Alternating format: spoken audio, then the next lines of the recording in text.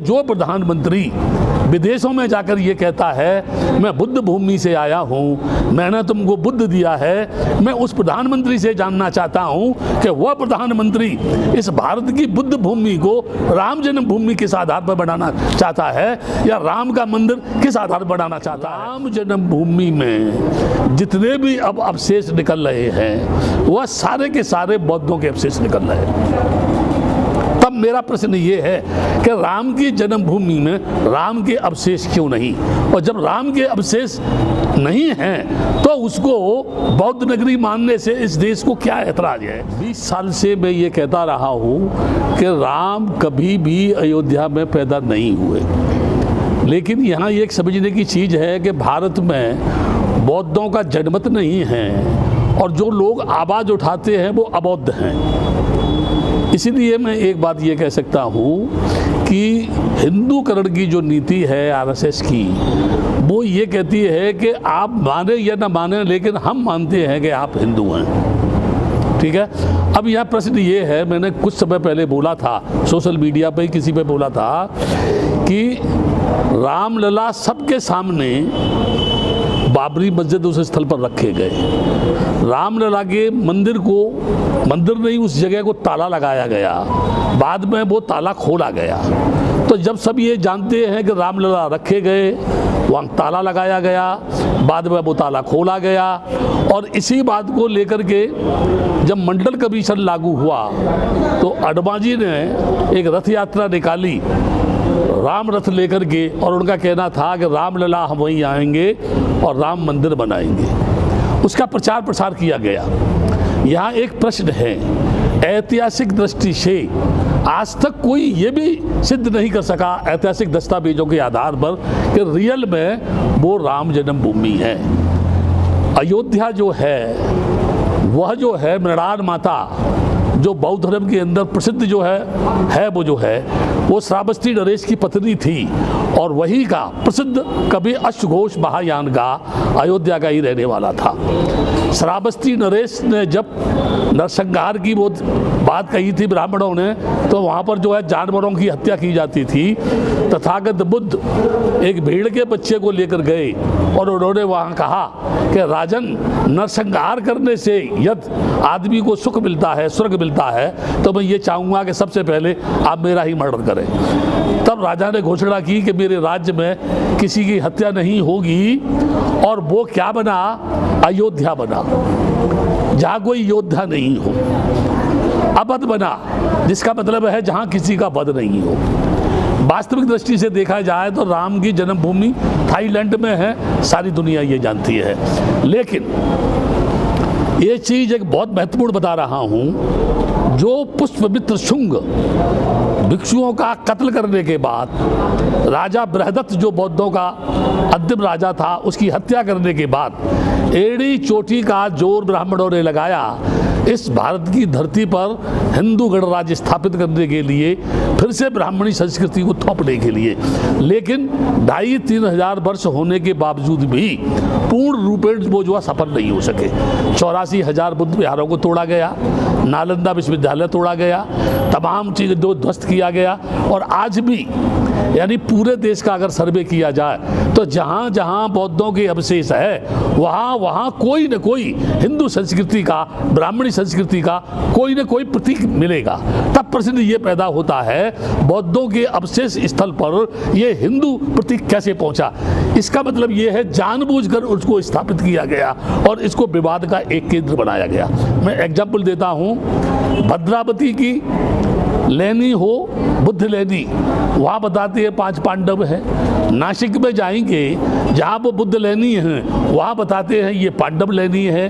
बुद्ध के आगे महाबोधि विहार में जाएंगे, जब टेम्पल में घुसेंगे तो लेफ्ट साइड में भगवान बुद्ध की 5 मूर्तियाँ हैं, कहते हैं ये 5 पांडव हैं। मेरी समझ में ये नहीं आता कि भद्रावती हो, नासिक हो या बोध गया हो, हर जगह 5 पांडव गए थे जो है, जिनके वहाँ अवशेष मौजूद मिलते हैं। एक प्रश्न और ज़्यादा महत्वपूर्ण बता रहा हूँ मैं, अदालत ने कोई टिप्पणी की मैं ये नहीं कह रहा कि अदालत ने फैसला क्या दिया, मेरा उससे कोई लेना देना नहीं है, वो अदालत का काम है। लेकिन मैं स्वतंत्र भारत की धरती पर रहता हूँ, मुझे मेरी बात कहने का हक है, और वो हक ये है कि जिन अदालतों के जजों ने ये कहा था कि यहाँ फैसले भावनाओं पर नहीं दस्तावेजों के आधार पर होता है, और वही वो फैसला भावनाओं के आधार पर हुआ, ये मेरी समझ में नहीं आ रहा है।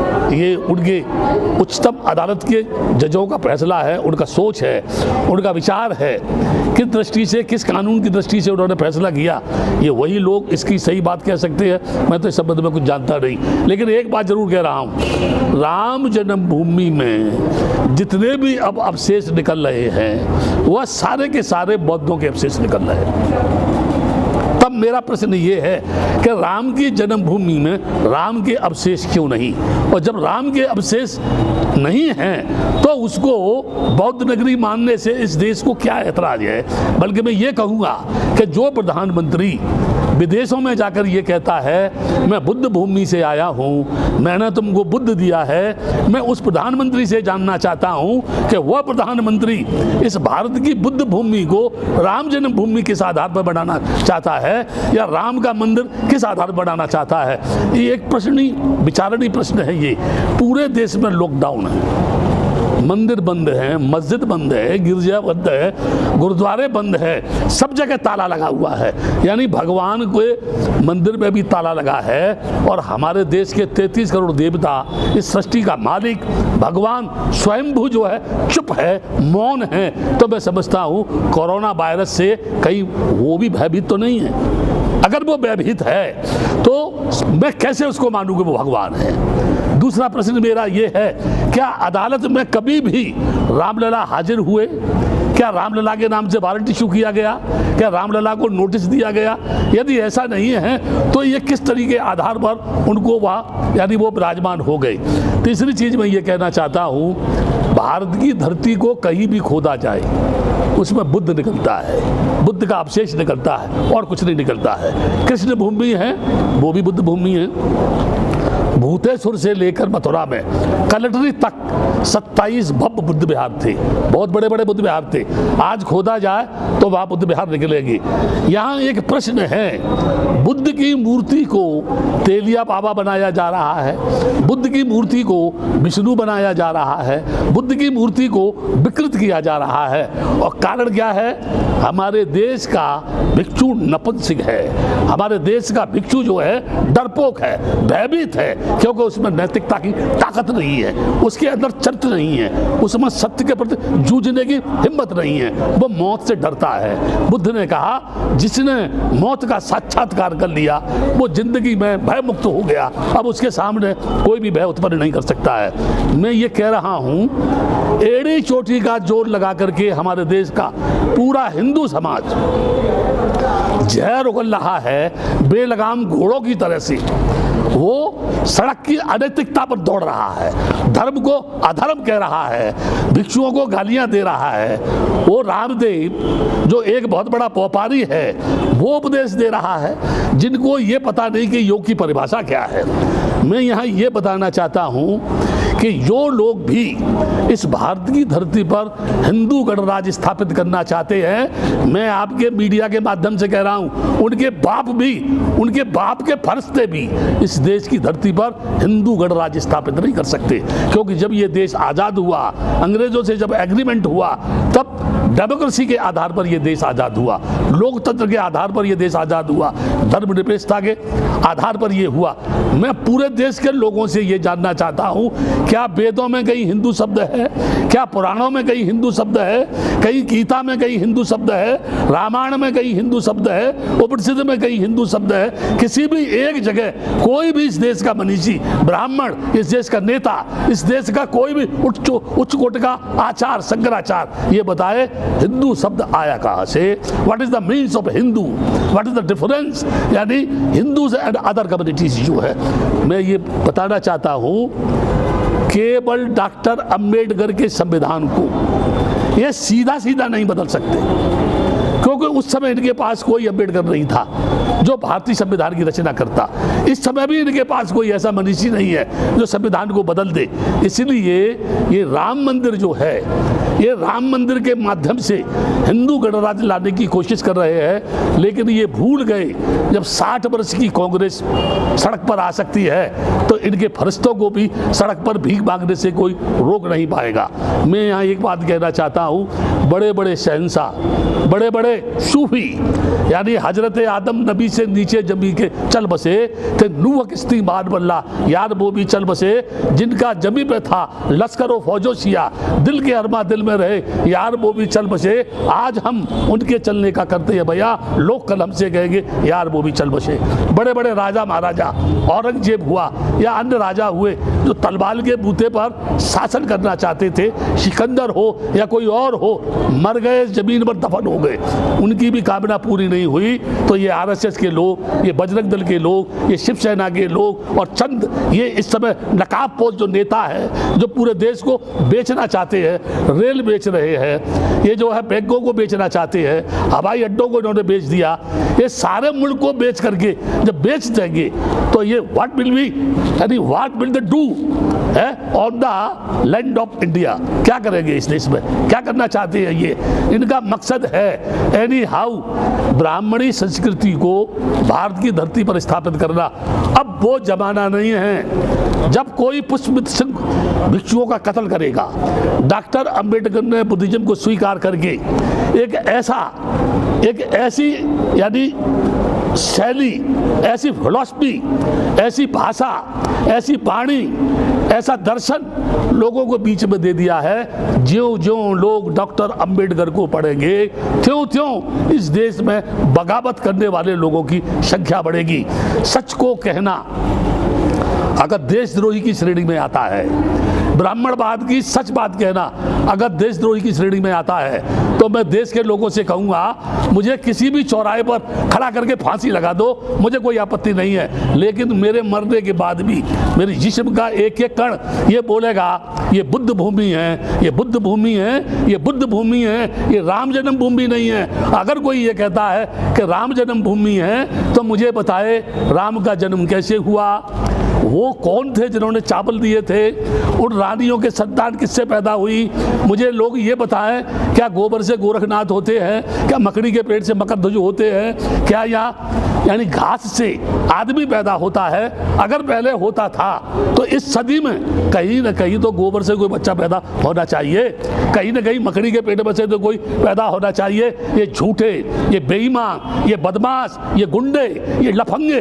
इस देश की नैतिकता का तहस नहस करके फिर से इस देश को गुलाम बनाने की ओर ले जाना चाहते हैं, जो कभी भी संभव नहीं है, कभी भी इनकी भावना पूरी नहीं होगी। बुद्ध ने कहा पहले अपने आप को जीतो, उसके बाद दूसरे की जीतने की बात करो। पूरी दुनिया जानती है कि बुद्ध गया का महाबोधि बिहार बौद्धों का है। पूरा त्रिपिटक कहता है कि अयोध्या जो है साकेत नगरी के नाम से जानी जाती है। ये कह रहे हैं ये राम मंदिर है, और कह नहीं रहे हैं, उन्होंने उस जगह बाबरी मस्जिद को तोड़ करके राम मंदिर बनाने की शुरुआत कर दी। यहाँ एक प्रश्न है, जब वहाँ बाबरी मस्जिद थी ही नहीं तो आपने मुसलमानों को 5 एकड़ जमीन देने की घोषणा क्यों की? क्या आप उनको खुश करना चाहते हैं? और फिर ये अभी रक्षाबंधन आ रहा है, उसके साथ साथ ईद आ रही है, और ये 27 से फिर यानी 5 तारीख तक लॉकडाउन करेंगे। ये लॉकडाउन का मतलब क्या है? कोई भी आदमी किसी भी प्रकार की सरकार के खिलाफ बगावत नहीं कर सकता है, और वो जो चाह रही है उसे वो करेंगे। लेकिन मैं एक बात बता रहा हूँ, ये कुछ भी कर ले ये सफल नहीं होंगे। मंदिर बना ले, ठीक है ना, मंदिर बना ले। ये अभी भी किसी ने कहा, मैं कह रहा हूँ इस बात को, जितने भी मंदिर हैं भारत की धरती पर, अगर उनके पुजारियों को वेतन के अलावा जो भी फंड है वहाँ, अगर पूरा फंड ये सरकार ले ले तो 130 करोड़ लोगों की समस्या का समाधान हो सकता है। लेकिन ये ऐसा नहीं करेंगे, क्योंकि मंदिर के नाम पे तो भड़काते हैं, ये मजहब के नाम पे तो लड़ाते हैं ना। इसलिए ये नहीं चाहेंगे। आप मुझे बता दीजिए, जिस भगवान को कभी देखा नहीं, जिस भगवान से कभी बातचीत नहीं हुई, जो भगवान कभी आया नहीं, जिस भगवान को पूर्वजों ने नहीं देखा, लोगों के बाप दादों ने नहीं देखा, और ये कह रहे हैं कि वो है, कहाँ है, किस जगह है। और फिर अंत में कहता हूं, जब आदमी ही दुनिया में नहीं रहेगा तो फिर भगवान को मानेगा कौन, इन मंदिरों में जाएगा कौन, इनकी पूजा कौन करेगा, इनको चढ़ावा कौन देगा। तो आवश्यकता मंदिर बनाने की नहीं, आवश्यकता आदमी के जीवन को बनाने की है, आदमी के जीवन को सुखी बनाने की है, लोगों को अच्छी शिक्षा देने की है, लोगों को अच्छी टेक्निकल एजुकेशन देने की है, लोगों की बेरोजगारी की समस्या हल करने की है, लोगों को नौकरी देने की है, नारी को पढ़ाने की, आगे बढ़ाने की है, उसकी नैतिक यानी शिक्षा के माध्यम से उसके चरित्र का निर्माण करने की है। तब जाकर के इस देश का भला होगा।